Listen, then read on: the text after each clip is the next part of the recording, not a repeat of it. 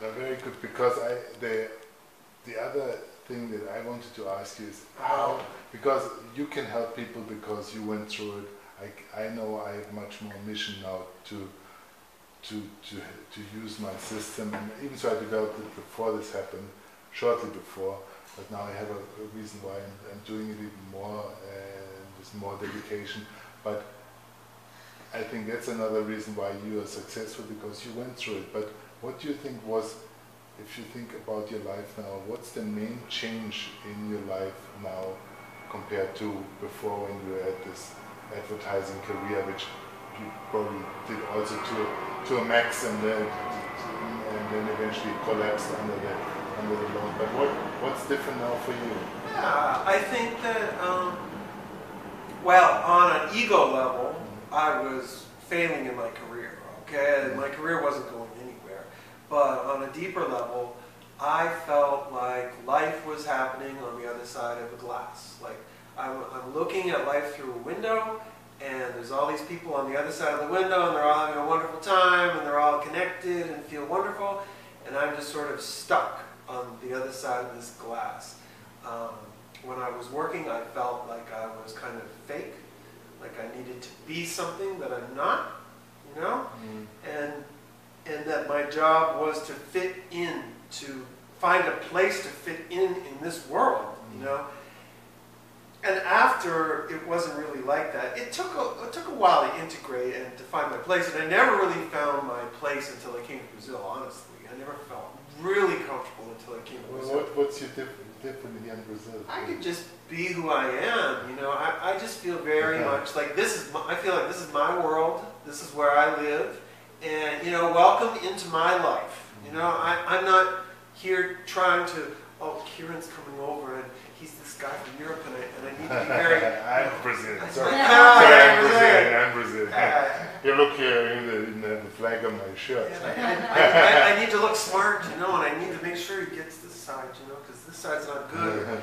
You know, the old me was a lot more about that sense of separation, you know, and I feel very involved in my life, you know. I feel very involved, and I think it shows, don't you think? Like when I'm in the game, and sometimes I get a little space. This is what comes out of when you listen to your videos. It's, I don't know, do you write everything on a script? Do you write everything on a script? Do you read from a script? Or it's a mix. It sounds very natural. You see, for me also, before my accident, never anybody would have put me in front of a camera and then just start this out a script.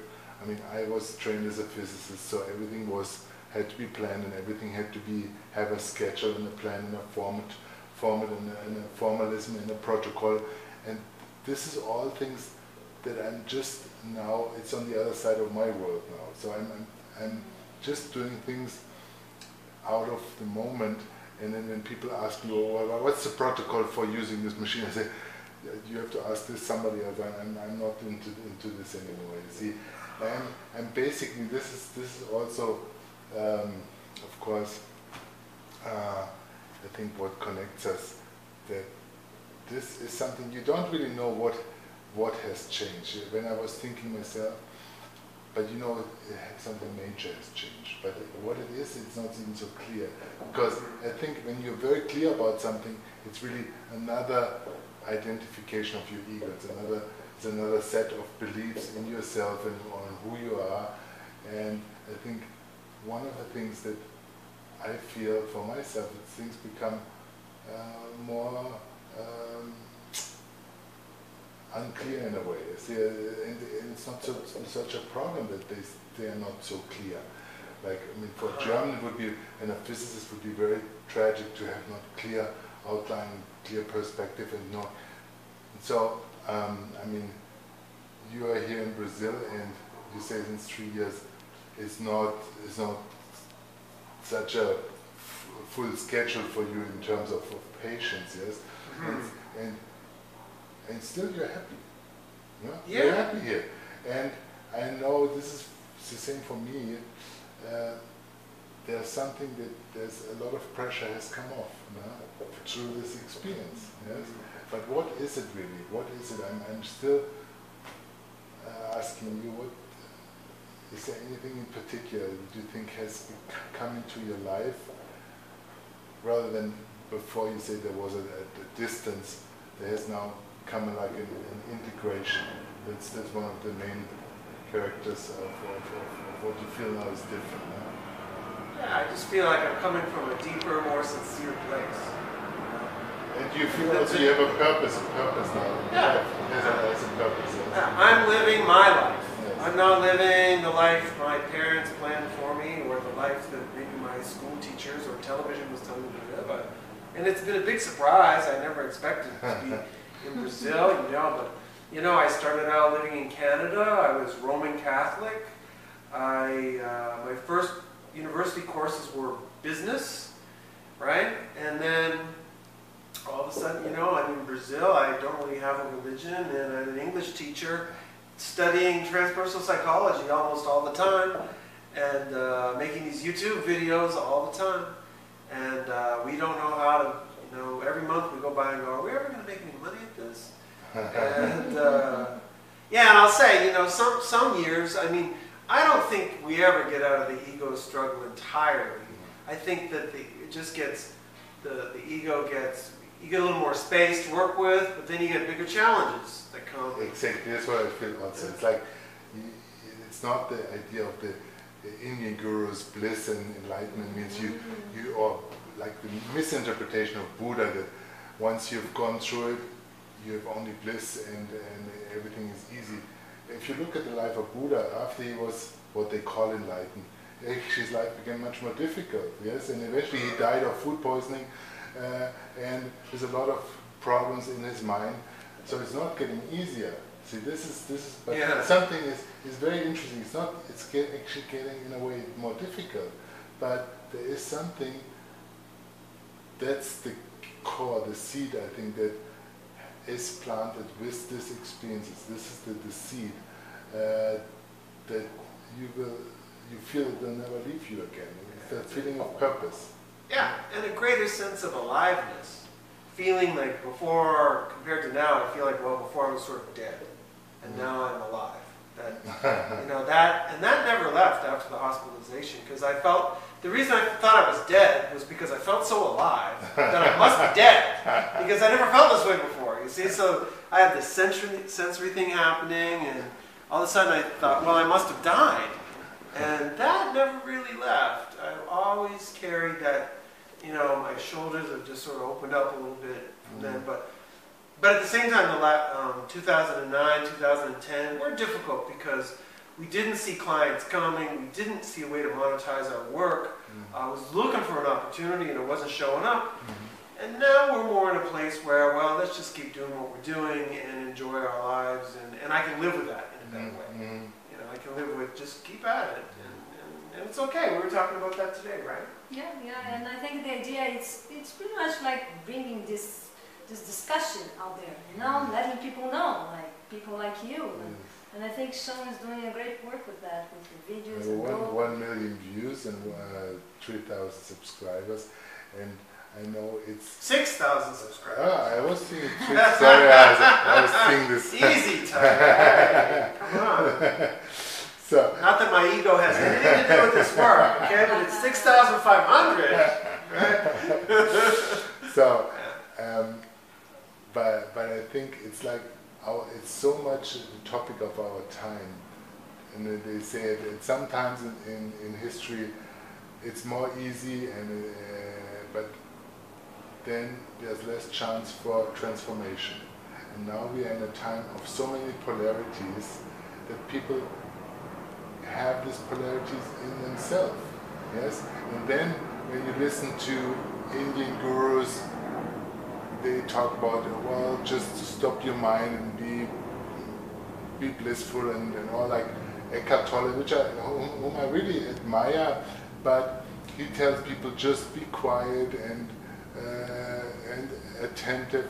But then, when you look at his life, did he come to this method to where he is now? No, of course not. He was on a park bench, almost committing suicide because he was so desperate. And then there was the moment that all this thing collapsed because there was so much pressure. So now what he's giving now to people is actually the band-aid to hopefully not get to where he went to where he went through. So many of those teachers, I think they are there, they have gone through this experience, and then there's as you describe, is another form of easiness comes into your life that will never leave you, and you can always trust on it. And there's a seed of perfect security, despite all the things that might be difficult. But he did not come there by just mindfulness and quiet mind. He came through it by sheer pure desperation and with all the difficulties. And he's not alone. There's many of those teachers that I think they have gone to this other level, but then they teach a system that they never used themselves to get where they are. It's all peace, love, As if- tranquility. yeah, as How if- did you get there? Well, I wanted to kill myself. Yes, you know? exactly.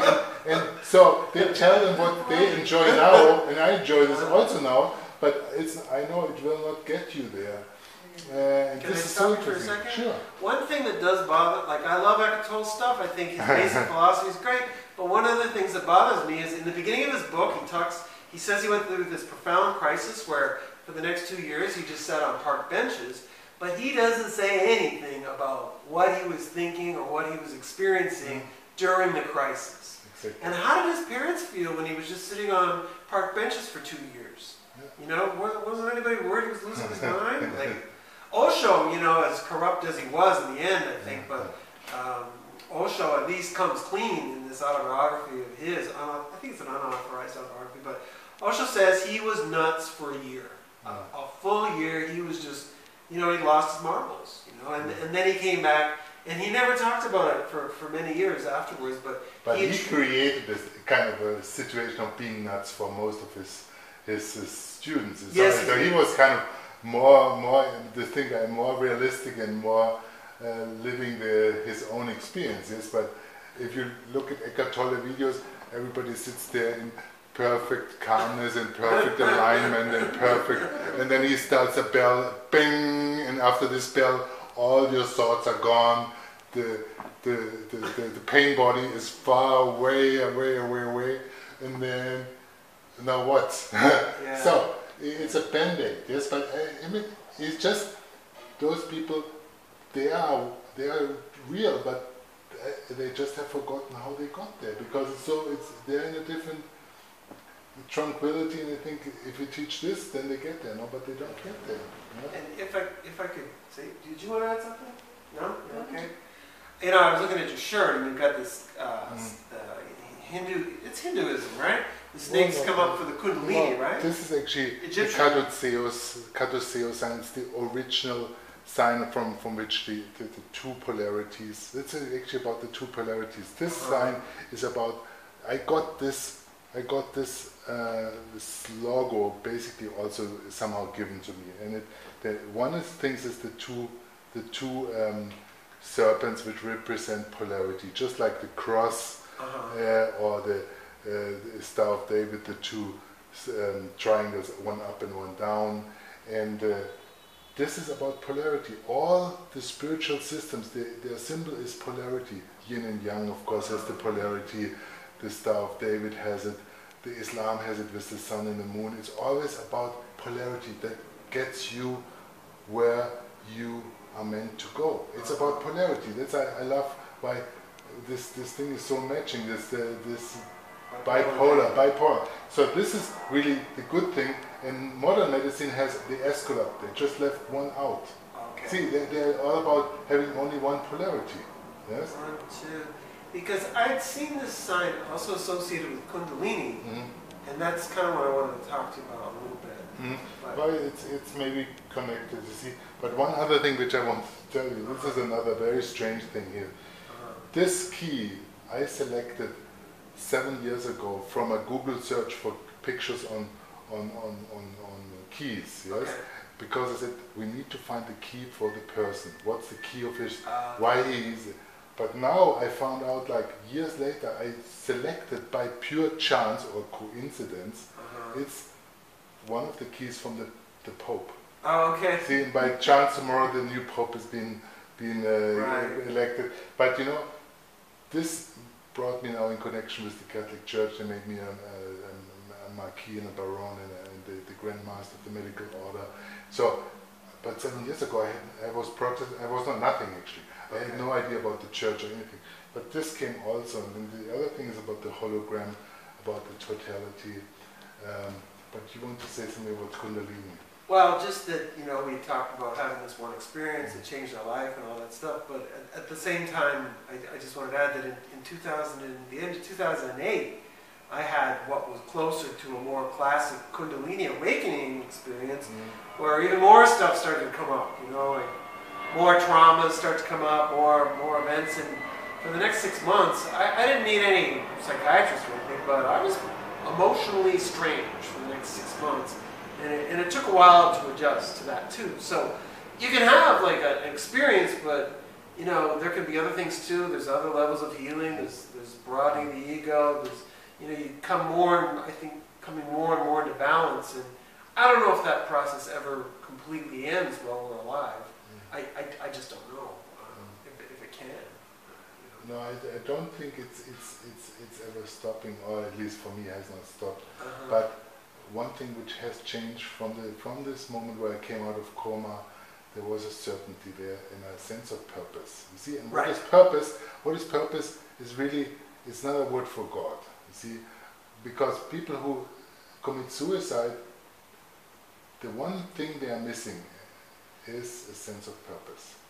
They may have everything else, but once your life loses a sense of purpose, then and it can be something very simple, like in the Wings of Desire. There's this beautiful video where the angels talk to people, and there's one scene where one person wants to commit suicide. He's on top of the roof, or it was a girl, and then the angel whispers into her ear and says, "Did you do your laundry, wash your laundry?" And then, oh, okay. She turns around, and this is sense of purpose, you see. But once you lose this, the last bit of it, you are committing suicide. And what you get with a really profound Kundalini experience, or profound bipolar, or profound experience like after coma, is there's suddenly some purpose. And it can be all kinds of purpose, like you could be a teacher now in Brazil, yes, it's, you know, this is your purpose, yes. And I think this is what people should, I think what one has to, and what you are doing, that there is a purpose, and the purpose is to find the purpose, to get the purpose through this experience.